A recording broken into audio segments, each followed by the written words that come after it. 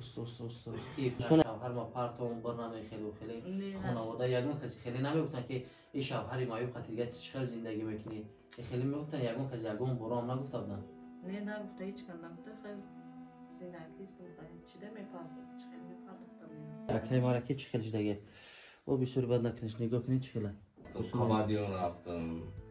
قبول نمیکنن بانی سور یارو را میبینم میگه که نزاچین مینوشم میگم ما جون نداریم این آدمو وقتی که کوچه دا میگردم من میخوام که دمی کوچه بگردم یکی لوژ ندارم از این نگاه کنی که اینجا ها یک روز پس گرفته سن فرما مرا کشیده را فرما اوسو غلطی نایسین تا دا غلطیدم میون شکست همه کسی نوار یک مطفیت سر میکنیم یا لایک کامنتر در یک نمیدونیم بعد صبح رفت خود پدلی سر میکنیم. سلام درود بر شما. الحمدلله دیروز به ما خبر اومد که گرهای ما از اگیپت رسیدن یکم دست. الحمدلله وقتی که از مصر میبیاید انا همین گونه میبیاید ما میگیریم اوپاکوفکا میکنیم برای شما پیشنهاد میکنیم سر میکنیم از انا همین ماست برای پیسی بهترین مزه برای استراخاندروز و روماتیسم مزه شترمرغ و همچنین این ایش را توصیه می‌کنیم. برای راههای نفس هوی کردن برای زکام برای گریپ بهترین اسپری میباشه و اون نفرهایی که اذیت میکشن از خورش دست اینایی بهترین مزه برای نرک‌های رو برای پریشه اینایی را توصیه می‌کنیم. اینجا بهترین مزه هسته. برای معلومات بیشتر شما میتوانید که در رقم‌های ما مراجعه کنید. ان شاءالله دکتر برای شما عادی کردن میفهمونه. مغازه سیارتشاه در خدمت شما ای بندگان خدا. مزهای ما از اگیپت و هر کجا. دوستان عزیز نگاه کنین اوهلی اکی مارکی چخیل جدگه او بسیاری بد نکنش نگاه کنین چخیله دوستان عزیز دید تنشا او پراش سوسرک جدگه یا نه او پرا هم خیلی نه گر پشتت خطی ها دین دوستان عزیز خود دی وقت شما دگیم و دوربین نمی اکی عزیز که اوهل شو ببینید چخیله خواهش یک دستگیری در موی شریف رو آمازون کنینش ان شاء الله بهترین میشه. دوستان عزیز نگاه کنین که اینجا ها یک روز پس گرفته سن؟ یک روز پس زردو گرفته سن. السلام علیکم دوستان و هواداران سونای رحیم پروداکشن. دوستان عزیز این لحظه ما حضور داریم در پیش برادر عزیز که طول چند ماه پیش نوارش کرده یک دو سه ماه پیش برای سلامتیش خواهش دوستان نوار به دوستان برفتون پدری سکنه که ببینید باید وضعیت برادر ما بیزه باید در تلگرام ما میمونیم پشتش هم اشکال شده در کدوم خود یوتیوب دانه میمونیم که ببینید جلب میزنن نوار دیده نمیشه و با همین خاطر هر کسی که باور نداره بیا پیج به پشتی را تماما دیده نمیشه نه همسرش و برادر خودش در همه جای حتی راه گشتن نمیتونه فقط با واسطه عروبچه معیوبی حاضر کسی دربارش میشنویم همه کسی یک دستگیرش کنیم بهتر خوبتر میشه. یک بار سلام علیکم عزیزان خوبی تنجه سلامتی و خوبان او حال شوهرتون چه خیلی بیشتر از شما پرسیم که وضعیت شوهرتون شما میدونید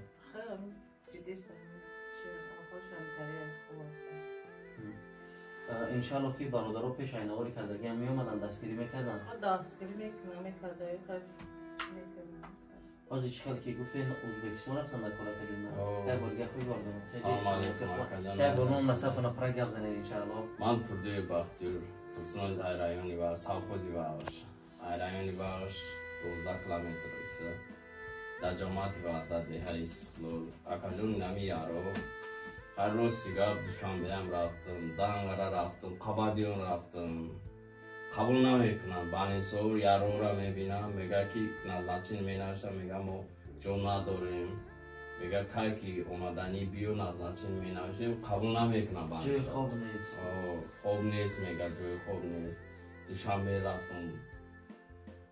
برای همو از پاپسشکوتو التماس میکنم که دستگیری کنه که تشکیل میگه اپاراتو آوردن میگه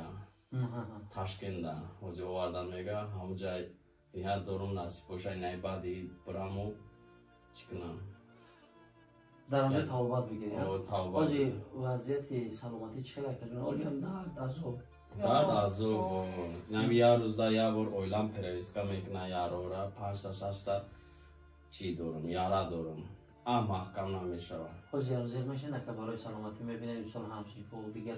گشت گذار نه در پیش بید آمده سه در درون خونه محتاج به همه فرزند زن همه کجان این آدمو وقتی که کوچه دا میگردم من میخوام که دمی کوچه بگردم یکی لوژ ندارم گشته نمیتونم فقط دیلم چی میشه نه معرکه میره نه توی نه خسنده یکم هم خیلی میده انشاءالله دیدن دوستان عزیز بهترین چیز سلامتی که همین خلاصه اینا برادر عزیز از کدام صبح همین خیلی بودی 2018 در مسکو 8 متر بلندی زدگیم زمین دا. چیکار میکردی؟ ما شاتیور دا کار میکردم پلاتکا دا کار میکردم چخیل شیده یا فرما را هوی کردم فرما مرا کشیده را فرما اوسو غلطیدم اسنتر دا غلطیدم هم میون شکست دا مسکو اپراسا کدادن वो गारंटी دادگی بودن 3 ماه باید بخیزی یکی نتونستم خسته نه تاجیکستان اومدم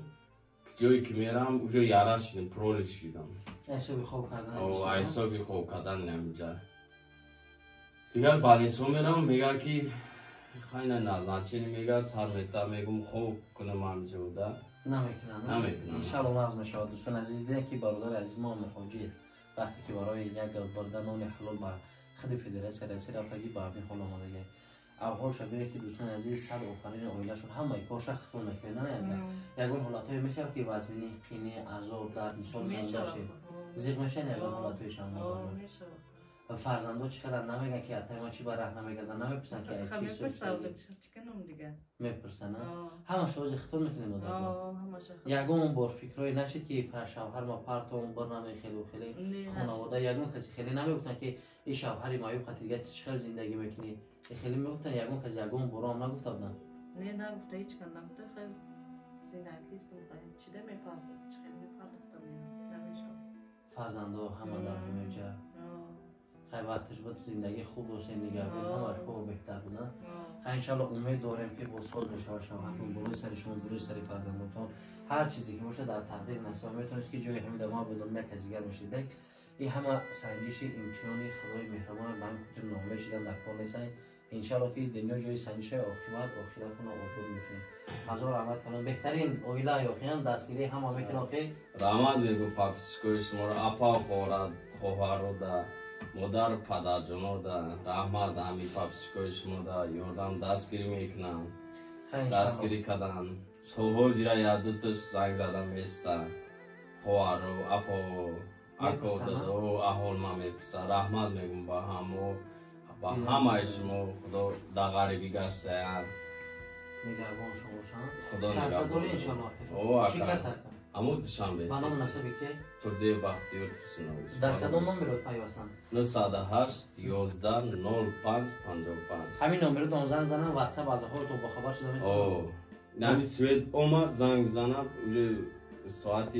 5 چورا انشالله که دیگر سویت هم ممکن نکشن سویت رو پس انشالله بهتر میشه وقتی که سویت نمیشه اینترنت به هر حال نویسم وقتی که سویت شید همه شده جواب میتونم جواب میتونم هست واتساپ هم دارد همین نمبر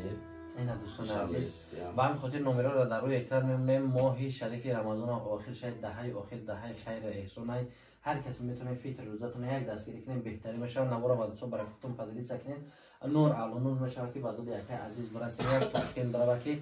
ستون یک خاندان و یک عائله پدری عزیز بهتر خوبتر میشه با همین خاطر مادر جان در آخر چی گفتن یک مینداری بیان میکنه برای نفرایی که شوهر شما را دستگیری کردن ان شاء الله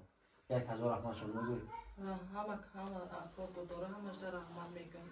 عمرشون درست شد خیر چی آرزو داره هم آرزوشون برسن سلامت باشین به همین خاطر دوستان عزیز خدا یار و مددگارتان همه کسا نوار یک مطفیت سر میکنیم یا لایک کامنت در یک نمیدونیم بعد صبح رفت پدری سر میکنیم خوبتر و بهتر بشه همه خلاص هر کجا ان شاء الله هر چیزی که شید با گم میزنم که برای برادر چه دستگیر شید خدا نگهبانتون